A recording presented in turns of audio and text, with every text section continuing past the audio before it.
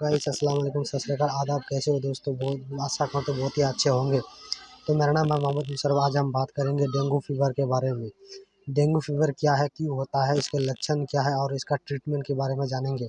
तो वीडियो के अंत तक बने रहे दोस्तों। वीडियो अगर पसंद है तो लाइक शेयर कमेंट सब्सक्राइब भी कर देना और साथ में रखा बेल आइकन को प्रेस कर देना ताकि मेरे नए वीडियो के नोटिफिकेशन सबसे पहले आप तक पहुँचे। ये दोस्तों डेंगू फीवर के बारे में जानते हैं। डेंगू फीवर एक इन्फेक्शियस डिजीज है जो मच्छरों के काटने से फैलता है। यह एक वायरस है। ये मच्छर के काटने से अगले 5 दिन बाद इसके लक्षण दिखाई पड़ती है और ये लक्षण 7 दिनों तक रहता है और शुरुआती 3 से 5 दिन के लक्षण वाले दिन में पेशेंट को ज़्यादा ही तबीयत खराब हो जाता है। इसका पेशेंट का हालत बहुत ही बिगड़ जाता है और डेंगू फीवर के समय रहते ट्रीटमेंट अगर ना दिया जाए तो पेशेंट की इसमें मौत भी हो सकता है। तो समय रहते डॉक्टर से ट्रीटमेंट ले। ये दोस्तों इसके लक्षण के बारे में जान लेते हैं। इसका सबसे कॉमन लक्षण जो होता है बहुत ज़्यादा बहुत तेज़ बुखार आना।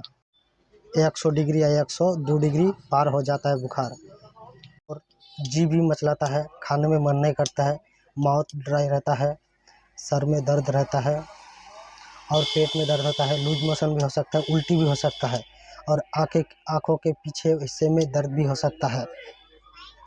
स्किन में लाल लाल छोटे छोटे चकत्ते भी हो सकते हैं और पूरे शरीर में खुजली भी हो सकता है। ये थे कुछ कॉमन लक्षण। तो आइए चलते हैं इसके ट्रीटमेंट की तरफ। इसका तो कोई परमानेंट ट्रीटमेंट नहीं है, लेकिन जब डॉक्टर के पास जाते हैं तो कुछ ट्रीटमेंट देते हैं उसके लक्षण के आधार पर। तो जब डॉक्टर के पास जाते हैं पेशेंट तो डॉक्टर कुछ जांच करवाते हैं, जैसे सीबीसी हो गया, आरबीसी हो गया, प्लेटलेट काउंट हो गया, ब्लड कल्चर हो गया और चेस्ट एक्सरे भी हो गया।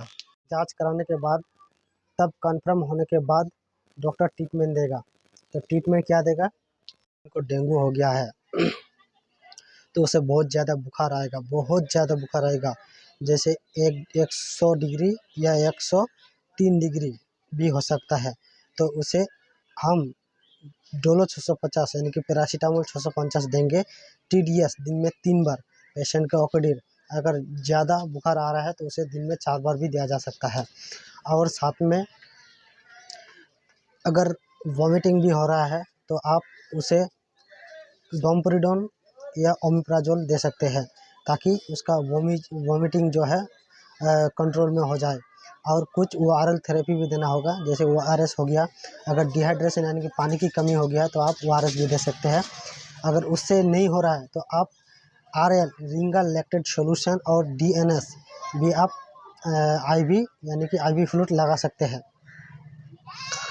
तो और इसका एंटीबायोटिक के बारे में चलते हैं। एंटीबायोटिक इसका तो कोई परमानेंट एंटीबायोटिक नहीं है, लेकिन डॉक्टर जब देता है कोई एंटीबायोटिक तो वो होता है क्लेबम 625, जैसे मॉक्साकाइन 625 हो गया।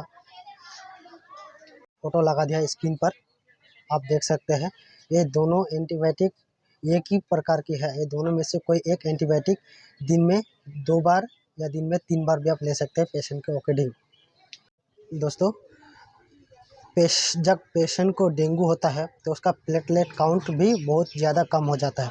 अगर किसी का प्लेटलेट 1 से 1.5 लाख के भीतर अंदर है तो आप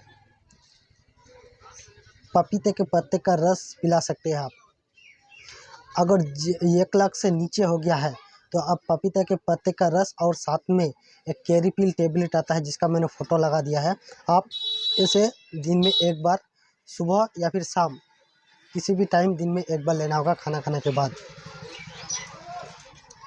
रस लेना होगा सुबह शाम खाली पेट। और दोस्तों पेशेंट को 7 दिनों तक बेड रेस्ट लेना होगा। ये पेशेंट को ज़्यादा तकलीफ नहीं देना होगा और उसे चलना फिरना नहीं होगा। 7 दिनों तक बेड में रेस्ट लेना होगा। इंजेक्शन की तरफ इंजेक्शन आप क्लेबम 625 mg का इंजेक्शन भी आता है, आप वो इंजेक्शन सुबह शाम लगा सकते हैं। अगर ज़्यादा हो गया, अगर प्लेटलेट काउंट अगर ज़्यादा कम हो गया तो आप उसे घर पर यानी कि अपने क्लिनिक पर ना रखें, पेशेंट को रेफ़र कर दें हॉस्पिटल में। क्योंकि अगर ज़्यादा प्लेटलेट काउंट कम होगा तो उसका नाक से या फिर कानों से या फिर मुंह से खून आ सकता है। तो इसलिए ज़रूरत पड़ने पर उसे डायरेक्ट प्लेटलेट भी चढ़ाया जाता है उसके खून में। डेंगू फीवर के दौरान क्या खाएं और क्या ना खाएं। फीवर के दौरान आपको कुछ फल खाना होगा, जैसे कीवी हो गया, पपीता हो गया, सेब हो गया, अनार हो गया और अनानास हो गया। ये सब आपको खाना होगा। और कुछ चीज़ें हैं जो आपको अवॉइड करना होगा, जैसे तला हुआ चीज़ हो गया, रसगुल्ला हो गया, पकोड़ा हो गया इत्यादि। ये सब आपको खाने में अवॉइड करना होगा, तभी आप ठीक होंगे जल्द से जल्द। वीडियो अगर पसंद आए तो लाइक, शेयर, कमेंट और सब्सक्राइब भी कर देना, साथ में बेल आइकन भी दबा देना। तो आज के लिए बस इतना ही दोस्तों। Thank you. जय हिंद।